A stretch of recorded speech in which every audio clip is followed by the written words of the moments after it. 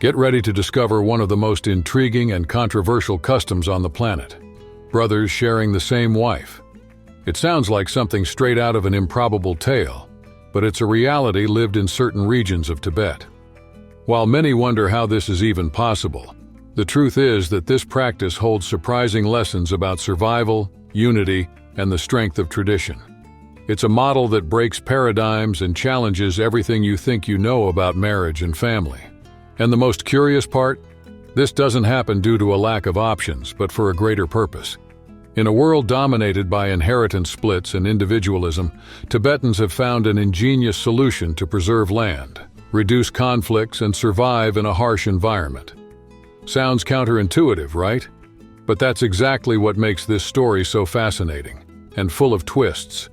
Imagine a society where a single woman shares a home with multiple husbands, often brothers. It might seem like the plot of an exotic movie, but it's a real and functional practice in Tibet. Reverse polygamy, or more accurately polyandry, emerges as a fascinating cultural mechanism. Instead of splitting land among heirs, families maintain their integrity and ensure the continuity of their wealth. A practical example? Think of a farm of limited size. Instead of dividing it into smaller plots with each generation, everyone contributes to the same piece of land. This system avoids a common problem in many agrarian societies, where splitting properties drastically reduces the resources available to each family. In Tibet, collective marriage transforms family dynamics. Each husband plays specific roles in sustaining the household, whether by tending livestock, farming the land, or managing finances. This meticulous organization makes polyandry a survival strategy, especially in a region where the climatic and geographical conditions are unforgiving. Interestingly, the relationships within these families go beyond social contracts. The intense coexistence between the husbands and wife creates complex bonds, sometimes blending rivalry and camaraderie. For example, on celebratory days, it's common for the husbands to work together to gift the wife while sharing daily tasks in an almost choreographed way. And this leads us to reflect, how can such an uncommon model be the key to survival and cohesion? Perhaps the answer lies closer than we imagine, in understanding the economic and emotional ties of this practice. Living in a harsh environment like the Tibetan Plateau requires more than willpower.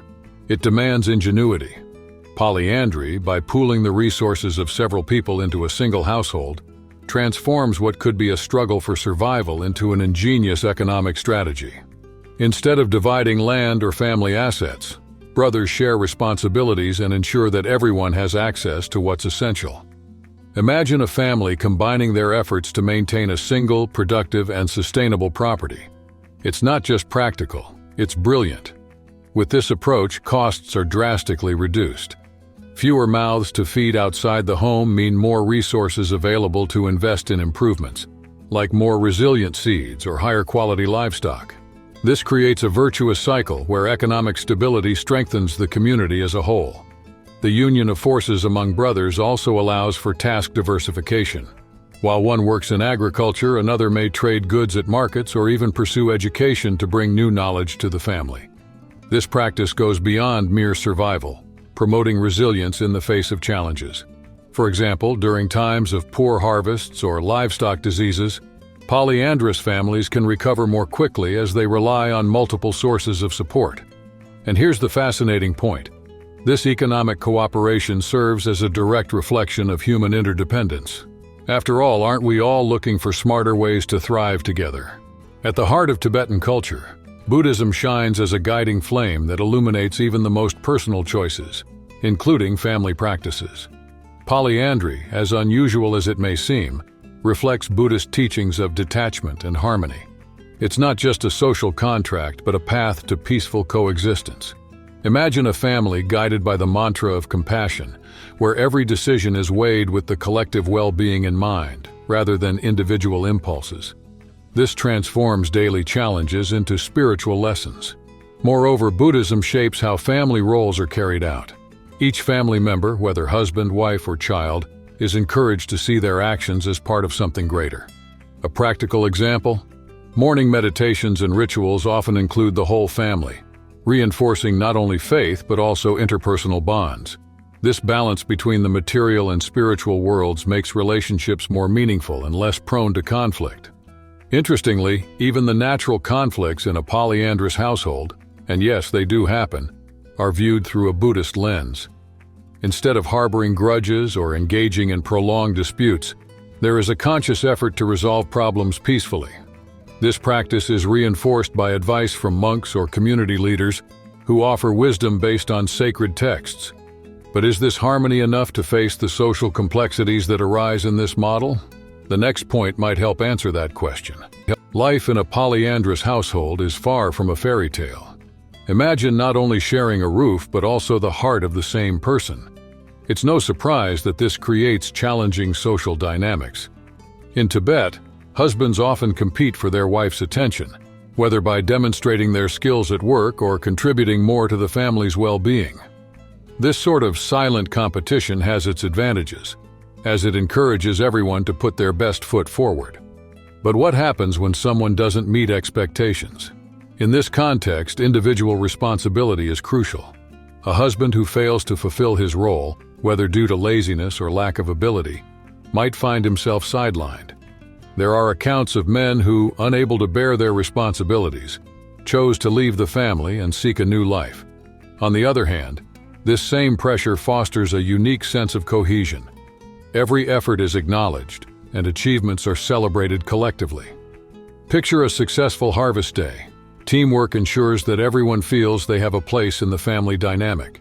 These interactions also reveal how social expectations shape human behavior. In Tibet, the community closely observes polyandrous families, demanding discipline and harmony. Mutual respect and the ability to compromise are essential traits for the success of this model. But do these rules limit individual freedom? The answer may lie in how Tibetan traditions evolve and interact with the modern world. Tibetan traditions, like polyandry, offer a glimpse into a world where the past and present meet in fascinating ways. Tourists and anthropologists visiting the region can't help but be captivated by these ancient customs, which seem to withstand the test of time. It's not just about marrying multiple husbands. It's a way of life encompassing everything from preparing yak butter tea to using natural medicines. These elements function as pieces of a cultural puzzle. Modern curiosity often puts these practices under scrutiny, questioning their relevance today. Yet many Tibetan families continue these traditions, not out of resistance to change, but because they still make sense in their context. Imagine a family brewing their daily tea using techniques passed down for generations. It's more than just a drink. It's a connection to their ancestors. It makes us wonder, which traditions in our own lives might carry deeper meanings? While the Western world tries to understand the logic behind these practices, Tibetans continue to balance their roots with the curiosity the modern world brings. Documentaries, studies, and even social media are beginning to explore these facets, making them accessible to all. But can globalization end up diluting such unique traditions? The beauty of Tibetan women goes far beyond physical appearance. It carries the essence of a rich culture deeply connected to nature. With their naturally rosy cheeks, a result of the high altitude, and silky jet-black hair, they reflect a harmony of strength and delicacy. But what truly stands out is the serenity in their eyes, an expression that seems to hold all the wisdom of the surrounding mountains. Tibetan aesthetics are also deeply rooted in local traditions. Handmade, colorful clothing with patterns that tell ancestral stories and ornate jewelry adorned with turquoise and coral are proudly worn during celebrations and daily life. Imagine a woman adorned with precious stone earrings and a warm smile. That's the image many carry when thinking of Tibetan beauty. It's a beauty that doesn't strive for perfection but celebrates uniqueness. What's even more impressive is how this beauty translates into attitudes. Tibetan women carry themselves with resilience and grace, even in the face of challenges posed by their harsh environment. This combination of aesthetics, tradition, and character makes them truly fascinating, not just to the eyes, but also to the heart. What did you think of this journey into the fascinating Tibetan world? Isn't it amazing how such a different practice can teach us so much about unity, survival, and purpose? If you enjoyed this content and want to keep learning about intriguing topics like this, subscribe to the channel, turn on notifications, and don't miss the next stories. Share this knowledge with someone who also needs to expand their horizons. And together, let's discover new ways to live with purpose and connection.